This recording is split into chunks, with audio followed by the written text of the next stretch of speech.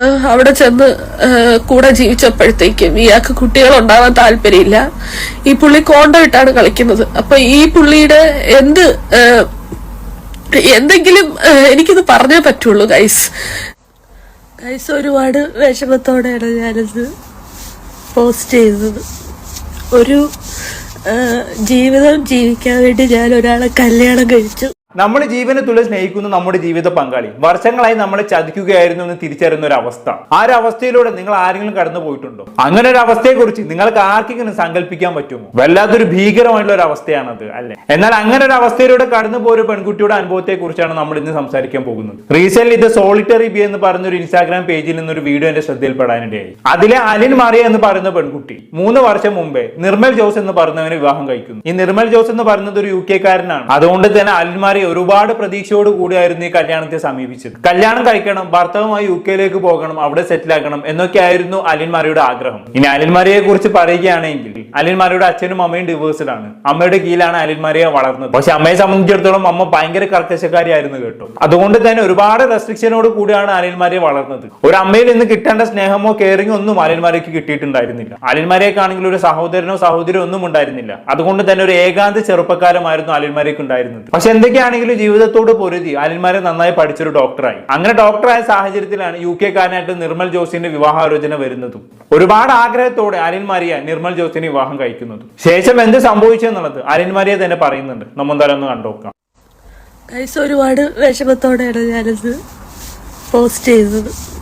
ഒരു ജീവിതം ജീവിക്കാൻ വേണ്ടി ഞാൻ ഒരാളെ കല്യാണം കഴിച്ചു 3 വർഷം മുന്നേ. എനിക്കൊരു ജീവിതം കിട്ടിയിട്ടില്ല, എല്ലാം ജീവിക്കാൻ വിട്ടിട്ടില്ല. കല്യാണം കഴിച്ചിട്ട് എന്റെ ലൈഫും എല്ലാ ജീവിതവുമാണ് എനിക്കില്ലാതാക്കിയത്. ഞാനൊരു ജീവിതം ജീവിക്കാത്തൊരു വ്യക്തിയായിരുന്നു. എനിക്ക് സഹായത്തില് എനിക്ക് ആരുമില്ല. ഇത് പുറം ലോകം അറിയണം. ഞാൻ നിങ്ങളോടൊരു കാര്യം പറയാം. ഞാൻ ഒറ്റയ്ക്ക് വളർന്ന ഒരു കുട്ടിയാണ്. ഞാൻ ടോക്സിക്കോ ഒന്നുമല്ല. ഈ കരഞ്ഞു കാണിക്കുമ്പോ ചിലരങ്ങനെയൊക്കെ വിളിച്ചു പറയും, പക്ഷെ അല്ല.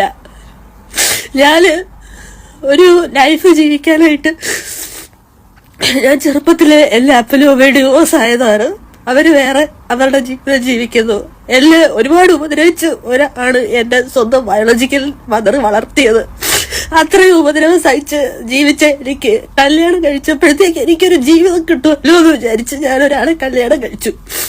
അത് UK നിർമ്മൽ ജോസ് എന്ന് പേരുള്ള ഒരാളാണ്. 38 വയസ്സാണ് പുള്ളിക്ക്. പുള്ളി മുൻപൊരു ഗേളുമായിട്ട് ലിവിങ് ടുഗദർ ആയിരുന്നു. അതിന്റെ ഫോട്ടോസൊക്കെ എൻ്റെ കയ്യിലുണ്ട്. ഫോട്ടോസൊക്കെ ഞാൻ അപ്ലോഡ് ചെയ്യുന്നതായിരിക്കും. പിന്നെ കല്യാണം കഴിച്ചിട്ട് എനിക്ക് സ്ത്രീധനം തികഞ്ഞില്ലായിരുന്നു. ഇത് എന്റെ ബയോളജിക്കൽ പാരന്റ്സ് എന്നെ ഒട്ടും സപ്പോർട്ട് ചെയ്യാത്ത, ഒരു രീതിയിൽ എന്നെ സഹായിക്കാത്ത പാരന്റ്സ് ആണ്. അപ്പോ ഞാൻ എന്റെ സ്വന്തം കഴിവിൽ എങ്ങനെയെങ്കിലും ഞാൻ പഠിച്ച് ഞാൻ ഡോക്ടറായി. പക്ഷെ അവർക്ക് സ്ത്രീധനം തികഞ്ഞില്ല എന്ന് തോന്നുന്നു. അവരാ ഇതെടുത്തിട്ട് അവര് കുറച്ച് പൈസ കൊടുക്കാൻ സാധിച്ചുള്ളൂ.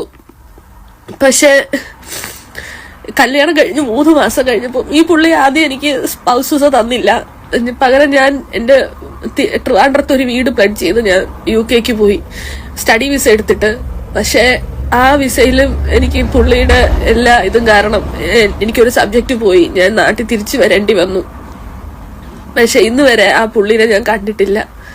ഇന്നൊരു സഹായം ഇല്ലാതെ ഞാൻ ഓരോ മനുഷ്യരുടെ കാല് പിടിക്കേണ്ടി വരികയാണ്. എനിക്കൊരു ജീവിതം വാഗ്ദാനം ചെയ്തിട്ട് 3 കൊല്ലമായിട്ട് എന്നെ അബാൻഡൻ ചെയ്തിരിക്കുകയാണ്.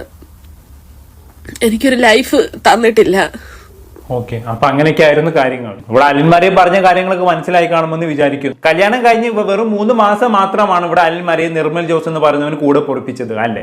3 മാസത്തോളം നിർമ്മൽ ജോസിന്റെ കൂടെ UK അലിൻമാരി ഉണ്ടായിരുന്നു. അതും നിർമ്മൽ ജോസിന്റെ ചെലവിനല്ല അലിൻമാരിയെ UK പോയത്. നിർമ്മൽ ജോസിന് വേണമെങ്കിൽ സ്വന്തം ചെലവിന് ഭാര്യയായിട്ടുള്ള അലിൻമാരിയെ UK കൊണ്ടുപോകാമായിരുന്നു. പക്ഷെ അയാൾ അത് ചെയ്തില്ല. അവസാനം അലിൻമാരി എന്ത് ചെയ്തു? ആകെ ഉണ്ടായിരുന്ന വീട് അങ്ങ് വിറ്റിട്ട് അതിലുള്ള കാശും വെച്ച് UK പോയി. അവിടെ 3 മാസം പൊറപ്പിച്ചതിന് ശേഷം ചില പ്രശ്നങ്ങളൊക്കെ ഉണ്ടാക്കി ഈ നിർമ്മൽ ജോസ് എന്ന് പറയുന്നവൻ എന്താക്കി അലിൻ മേരിയെ നേരെ പാക്ക് ചെയ്ത് നാട്ടിലേക്ക് വിട്ടു. ഭർത്താവിന്റെ കൂടെ ജീവിക്കാൻ ഒരുപാട് ആഗ്രഹിച്ച ഒരു കൊതിച്ചൊരു പെൺകുട്ടിയായിരുന്നു അലിൻ മരിയ അല്ലേ. പക്ഷെ ഭർത്താവിൽ നിന്ന് നേരിടേണ്ടി വന്നതോ ഒരുപാട് ദുരനുഭവങ്ങളാണ്. എന്തായാലും അലിൻ മാരിക്ക് പറയാനുള്ളത് ബാക്കി കൂടി കേട്ടോക്കാം.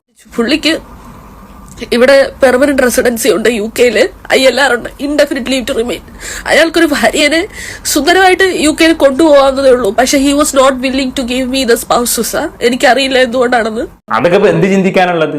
ഇയാളുടെ ഇന്റൻഷൻ ഇവിടെ ക്ലിയർ ആണ്. താങ്കളെ വിവാഹം കഴിക്കുക, എന്നിട്ട് സ്ത്രീധനം തട്ടിയെടുക്കുക, കുറച്ചു കാലം കൂടെ പൊറപ്പിക്കുക, എന്നിട്ട് നൈസായിട്ട് തട്ടുക. ഇതായിരുന്നു ഇയാളുടെ ഇന്റൻഷൻ. ഇത് നടക്കണമെന്നുണ്ടെങ്കിൽ താങ്കളെ സ്പൗസ് വിസ നൽകി UK കൊണ്ടുപോയാൽ നടക്കൂലല്ലോ. അതുകൊണ്ട് മാത്രമാണ് ഇയാൾ സ്പൗസ് വിസ നൽകാതിരുന്നത്. എന്തായാലും ബാക്കി നോക്കാം. പുള്ളിക്ക് അതിനുള്ള ആനുവൽ ഇൻകമും എല്ലാം ഉണ്ട്. പക്ഷെ എനിക്ക് സ്പൗസസ് തന്നില്ല. ആദ്യമേ എന്നെ കൂടെ കൊണ്ടുപോകാൻ താല്പര്യമില്ലായിരുന്നു കല്യാണം കഴിഞ്ഞപ്പോ തന്നെ. എന്നിട്ട് എന്നെ കൊണ്ടുപോയിട്ട് ഞാന് സ്റ്റഡി വിസ എടുത്ത് ഞാൻ കൂടെ പോയിട്ട് എന്നെ ജീവിക്കാൻ സമ്മതിച്ചിട്ടില്ല. പുള്ളിയുടെ അമ്മയും സിസ്റ്ററും എന്നെ ജീവിക്കാൻ വിട്ടിട്ടില്ല.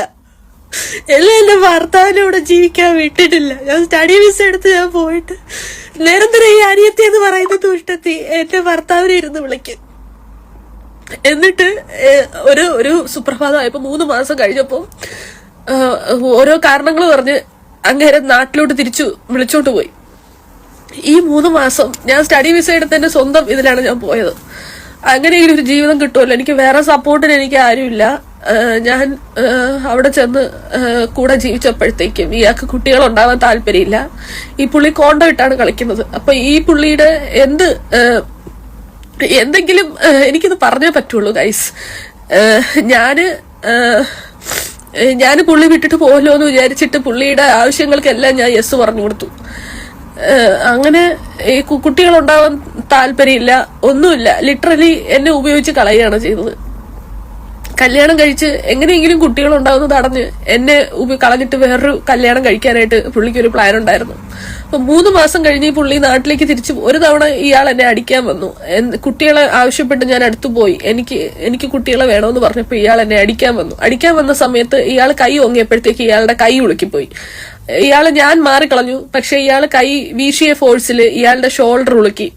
അപ്പൊ അത് ഞാൻ ചെയ്തതാണ് എന്നൊക്കെ പറഞ്ഞ് ഈ പുള്ളി വീട്ടിലൊക്കെ വിളിച്ചു പറഞ്ഞു. എന്തൊക്കെ പറയാല്ലേ. ഒരു പെൺകുട്ടിയുടെ നിസ്സഹായാവസ്ഥയെ മുതലെടുക്കുകയാണ് ഈ നിർമ്മൽ ജോസ് എന്ന് പറഞ്ഞവൻ ചെയ്തത്. അതിൽ കൂട്ടുനിന്നതോ അവന്റെ അമ്മയും സഹോദരിയും. ഇവിടെ അനിൽമാരെ സംബന്ധിച്ചിടത്തോളം ചോദിക്കാനും പറയാനും ആരുമില്ലല്ലോ. മാതാപിതാക്കളാണെങ്കിൽ കല്യാണം കഴിഞ്ഞിട്ട് തിരിഞ്ഞു നോക്കിയിട്ട് പോലുമില്ല. വളരെ ഒറ്റപ്പെട്ട അവസ്ഥയിലാണ് ഈ പെൺകുട്ടി ജീവിച്ചു പോകുന്നത്. അങ്ങനെയുള്ള ഒരാളെ പെട്ടെന്ന് പറ്റിക്കാമെന്ന് ഈ പറയുന്ന നിർമ്മൽ ജോസും അവന്റെ വീട്ടുകാരും കരുതി കാണും. ഇവനൊക്കെ എന്ത് ചെയ്യണം അല്ലെ? ഒരു പാവപ്പെട്ട പെൺകുട്ടിയെ ഇങ്ങനെ വിവാഹം ചെയ്ത് പറ്റിക്കാന്നൊക്കെ പറഞ്ഞു കഴിഞ്ഞാണെങ്കിൽ എന്താ അവനോടൊക്കെ പറയാ?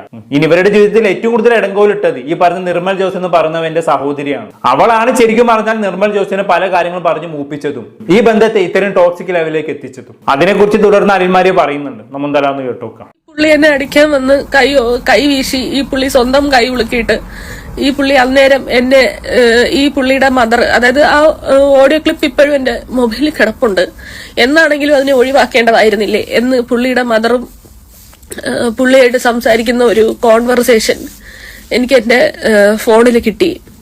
അപ്പോ ആ ഒരു കോൺവെർസേഷൻ എന്നാണെങ്കിലും അതിനെ ഒഴിവാക്കേണ്ടതായിരുന്നില്ലേ എന്ന് പുള്ളിയുടെ മദർ പറയണമെങ്കിൽ അത് എന്തുകൊണ്ട് പറഞ്ഞു? ഒരു ജീവിതം ആഗ്രഹിച്ച് ആണ് ഞാൻ ആ മനുഷ്യനെ കല്യാണം കഴിക്കുന്നത്. എനിക്ക് വേറൊരു ലൈഫ് എനിക്കിനി ഇല്ല. ഞാൻ അത്രയും ഇഷ്ടപ്പെട്ടു പോയിട്ട് എനിക്ക് വേറൊരു ആളെ ഭർത്താവായിട്ട് എനിക്ക് കാണാൻ പറ്റുന്നില്ല. അപ്പം എന്റെ ഒരു ലൈഫാണ് പുള്ളി നശിപ്പിച്ചത്. അപ്പൊ നാട്ടില് പോയ ശേഷം എനിക്ക് കിട്ടുന്നത് ഒരു ഡിവോഴ്സ് കത്താണ്. എനിക്ക് പ്രാന്താണെന്ന് മുദ്ര കുത്തിയിട്ട ഒരു ഡിവോഴ്സ് കത്താണ് എനിക്ക് കിട്ടുന്നത്. എനിക്ക് പ്രാന്താണെന്ന് മുദ്ര കുത്തുകയും പുള്ളി ചെയ്തുകൊണ്ടിരിക്കുന്ന കാര്യങ്ങൾ, പുള്ളിയുടെ പഴയ ഗേൾഫ്രണ്ട്സിന്റെ ഫോട്ടോസൊക്കെ എനിക്ക് കിട്ടി. അപ്പൊ അത് ഞാൻ പറഞ്ഞതിനും പുള്ളി ചെയ്തതൊക്കെ ഞാൻ പറഞ്ഞതിനും പുള്ളിയുടെ അമ്മയും അനിയത്തിയും കൂടെ എന്ത് ചെയ്താലും എന്നെ ജീവിക്കാൻ വിടത്തില്ല എന്റെ ഭർത്താവിന്റെ കൂടെ. ഈ അനിയത്തി എന്ന് പറയുന്ന ആളുടെ പേര് നീതു ജോസ് എന്നാണ്. ഇവള് കാലിക്കട്ടുള്ള ഒരു ഫിറ്റ്നസ് ട്രെയിനറാണ്. പക്ഷെ കല്യാണത്തിന് മുന്നേ എന്നെ വിളിച്ച് പറയുന്നത് എന്റെ ചേട്ടന്റെ കൂടെ പോകരുത്, നിങ്ങൾ കുട്ടിയൊന്നും ഉണ്ടാവരുത്, 5 വർഷത്തേക്ക് കുട്ടി വേണ്ട, ഇങ്ങനെയാണ് ഇവൾ എന്നെ വിളിച്ച് പറയുന്നത്. അപ്പൊ അന്ന് ഞാൻ മനസ്സുകൊണ്ട് ഞാൻ വിഷമിച്ചു പോയത്, ഒരു ജീവിതകാലം മുഴുവൻ ഒരു അനാഥയായിട്ട് ജീവിച്ച ഞാൻ, ഒരു അമ്മയപ്പനും പിരിഞ്ഞൊരു സൗകര്യങ്ങൾ പോലും ഇല്ലാത്ത ഞാൻ, എനിക്കൊരു കുട്ടി ഉണ്ടാവാനും ഒരു ഫാമിലി ഉണ്ടാവാനും ആകപ്പാടെയുള്ള പ്രതീക്ഷ കല്യാണമായിരുന്നു. അപ്പൊ ഇതുവരെ നശിപ്പിച്ചു. അതിൽ പോലും എന്നെ കുട്ടി ഉണ്ടാവരുതെന്ന് പറയുന്നു. Is in that injustice to me. എനിക്കൊരു അനിയനോ അനിയത്തിയോ എനിക്ക് ചെറുപ്പം മുതലേ എനിക്കില്ല.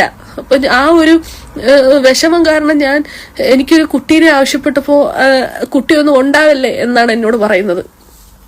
ഒരു വലിയൊരു ചതിയായിട്ടാണ് എനിക്ക് തോന്നുന്നത്. എന്റെ ലൈഫ് ലിറ്ററലി വെച്ച് കളിക്കുകയാണ് ചെയ്തത്.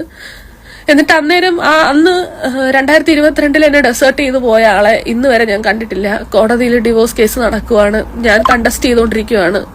എനിക്ക് ഒരു ജീവിതം ഇതുവരെ തന്നിട്ടില്ല. എനിക്കിനി വേറൊരു ജീവിതവും ഇല്ല. ഞാൻ ഒറ്റയ്ക്ക് സർവൈവ് ചെയ്യാണ്.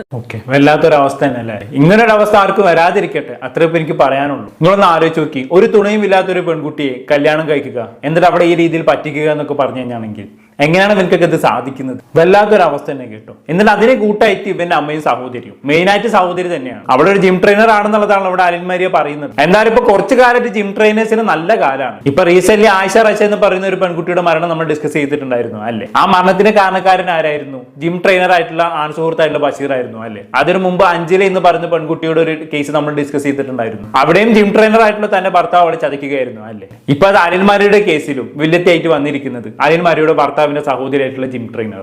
എന്തായാലും മൊത്തത്തിൽ ജിം ട്രെയിനർമാർക്ക് നല്ല രാശിയാണെന്ന് പറഞ്ഞാൽ മതിയല്ലോ. കൂടുതലായിട്ട് ഞാനൊന്നും പറയുന്നില്ല. എന്താണെന്ന് കേട്ട് നിങ്ങൾ തോന്നുന്നത് താഴെ കമന്റ് ബോക്സിൽ രേഖപ്പെടുത്തുമല്ലോ. അടുത്തൊരു ടോപ്പിക്കുമായി വീണ്ടും കാണാം.